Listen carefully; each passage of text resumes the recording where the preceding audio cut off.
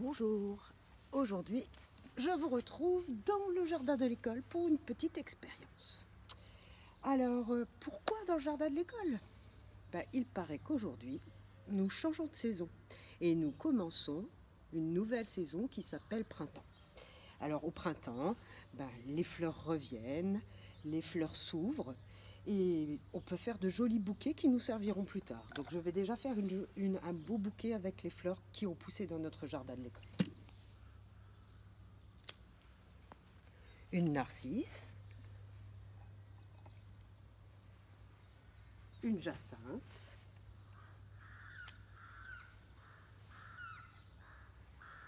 allez, une autre narcisse, et puis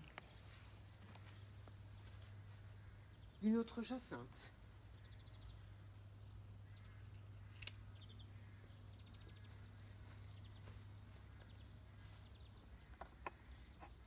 Il me manque une fleur là, je pense. Une petite narcisse comme ça.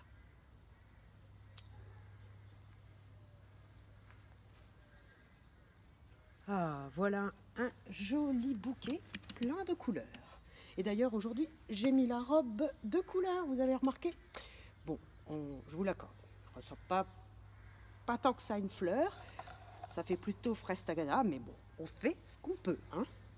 Alors, je vous disais une petite expérience. Je vous propose une expérience de faire une fleur qui s'ouvre toute seule lorsqu'on la met dans l'eau. C'est assez magique, mais en fait, comme toutes les sciences à l'école maternelle, c'est expérimenter quelque chose, un phénomène qu'on modélisera plus tard à l'école élémentaire certainement. Alors pour les enfants qui sont dans ma classe, chaque matin, l'un d'entre vous va mouiller l'éponge. Il part avec l'éponge qui est toute dure, bien sèche, et lorsqu'on la trempe dans l'eau,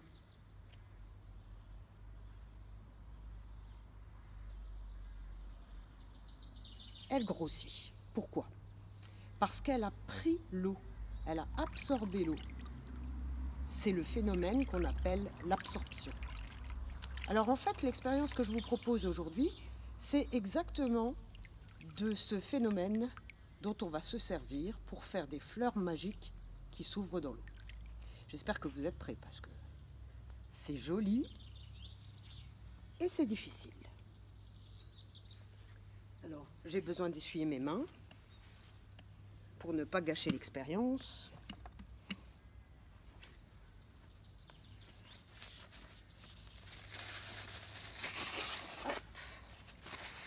Voilà. Alors, pour faire cette petite expérience, vous aurez besoin d'une fleur très simple, basique. 1, 2, 3, 4, 5, 6 pétales. Pour les enfants qui reçoivent mon courrier électronique, je vous enverrai les gabarits. Pour les autres, je la maintiens un petit peu pour que vous puissiez la recopier. Par exemple, en décalquant l'écran. Voilà. Vous avez besoin également de feutres, de jolis feutres de couleur du printemps. Un beau vert, un violet, un rose, un orange, un jaune, un bleu clair, un, 2, 3, 4, 5, 6. Autant de feutres que de pétales. Merci Louis, à qui j'ai emprunté le pot de feutre. Alors, c'est très simple. D'abord, nous allons colorier de notre mieux la fleur. Il faut qu'elle soit vraiment jolie, parce que les fleurs du printemps sont très jolies. Alors, les techniques pour le coloriage au feutre, les grands de ma classe, je vous le rappelle, on fait d'abord le contour de ce que l'on veut colorier, en l'occurrence ici un pétale, et ensuite on ne barbouille pas, non, on fait des traits tranquillement, sans appuyer sur le feutre, l'un à côté de l'autre, pour que la surface soit joliment coloriée au feutre. Alors là, pour cette expérience, je vous déconseille de prendre les crayons de couleur. L'effet sera bien moindre parce que les couleurs seront trop pastel et en plus, ça ne coloriera pas l'eau. Alors ensuite rose, je fais le contour de mon pétale et je m'applique pour remplir sans dépasser. Mais avec cette technique, normalement, on ne dépasse pas. Et surtout, on fait un travail bien soigné en prenant son temps. Le violet.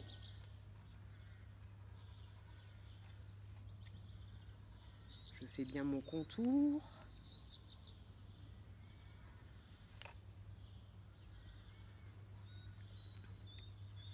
Et je remplis. Alors, bien sûr, l'étape de coloriage sera fastidieuse. Mais en même temps, pour être récompensé et être étonné par un joli résultat, il faut préparer longuement et s'appliquer et avoir de la patience parce qu'on n'a rien sans rien. De la persévérance, je dis souvent. Vert. Mathia, dans la classe de petite section, c'est le moment aussi d'apprendre encore et encore les couleurs.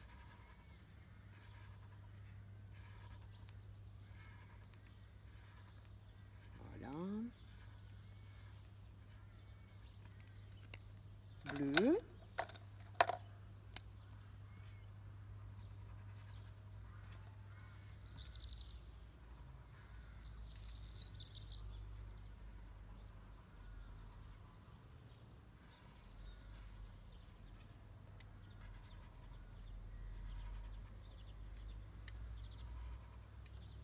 J'essaye de ne pas changer l'orientation de mes traits pour que ce soit vraiment joli.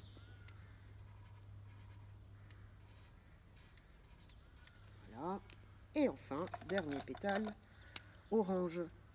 N'abandonnez pas avant le dernier pétale. Ne dites pas je peux en laisser un blanc, vous seriez déçu par le résultat parce que l'expérience ne fonctionnera pas de la même manière si vous mettez du feutre ou si vous n'en mettez pas. D'ailleurs, ça serait peut-être une expérience à mener. Essayez une fleur toute blanche, pourquoi pas, et regardez ce que ça donne.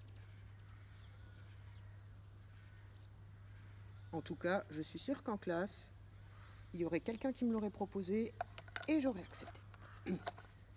Alors là, je me sens un petit peu seule pour faire ce travail et je me dis, oh là là, si j'avais pu le faire avec 20 élèves d'un coup, ça aurait été quand même un très joli champ de fleurs. Mais bon, bah vous êtes peut-être en famille, vous pouvez peut-être vous amuser à en faire une ou deux chacun et ça pourra peut-être faire une très jolie activité pour ce matin. Alors, pour les grands, je suis en train de découper en guidant avec la main qui ne tient pas les ciseaux la fleur. Et regardez, j'utilise la technique que je vous demande souvent d'appliquer. C'est enlever le blanc qui est tout autour et qui nous gêne pour le découpage précis.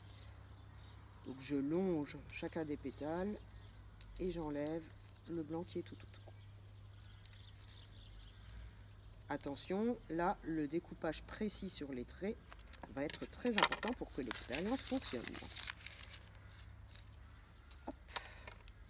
Et maintenant, je vais faire pétale par pétale en allant bien jusqu'au petit stop du trait noir. Je guide avec la main qui ne tient pas les ciseaux. Hop, stop.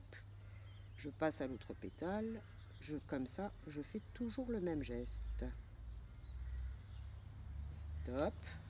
Je passe à l'autre pétale.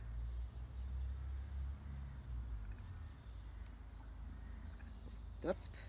Je passe à l'autre pétale.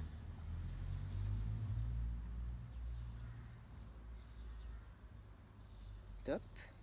Je passe à l'autre pétale.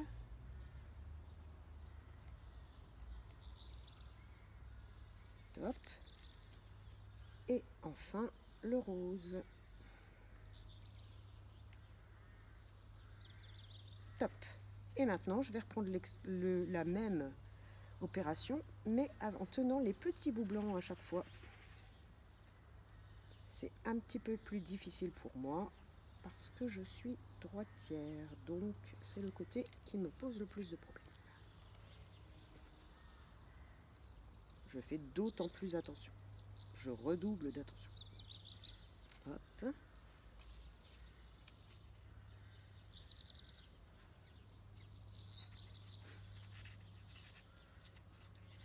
Il ne faut pas faiblir maintenant pour la qualité du découpage. On est presque au bout de notre préparation.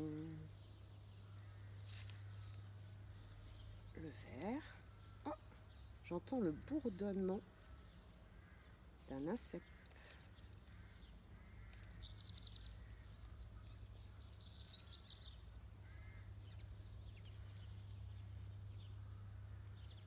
Et voilà. Plus qu'un. Et ma fleur sera terminée.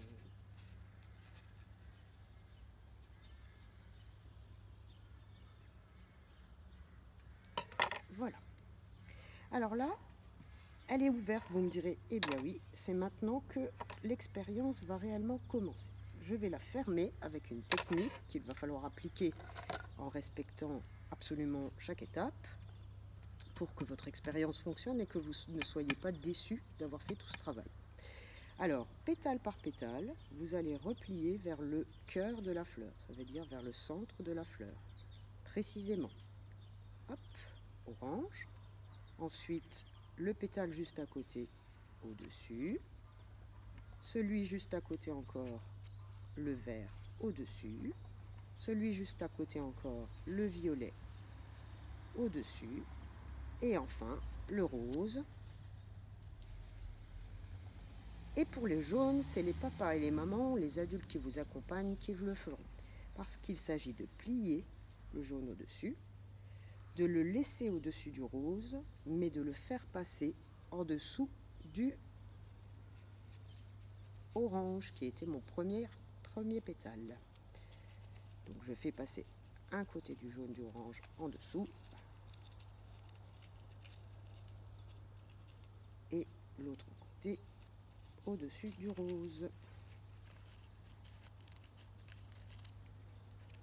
de manière à former une jolie petite pyramide, un bouton de fleur quoi, fermé. Je vous montre, et j'en ai préparé deux autres parce qu'une expérience malheureusement ne fonctionne pas toujours, d'où son nom expérience, et j'avais envie d'aller jusqu'au bout et de vous montrer vraiment un résultat qui allait vous épater. Donc j'en ai préparé dans une petite assiette deux autres. Voilà, j'ai donc 3 boutons de fleurs bien fermés qui vont, lorsque je vais les poser normalement sur cette surface d'eau, qui vont s'ouvrir toutes seules. Mais vraiment toutes seules, je ne vais pas les toucher. Allez, je me lance. Encore.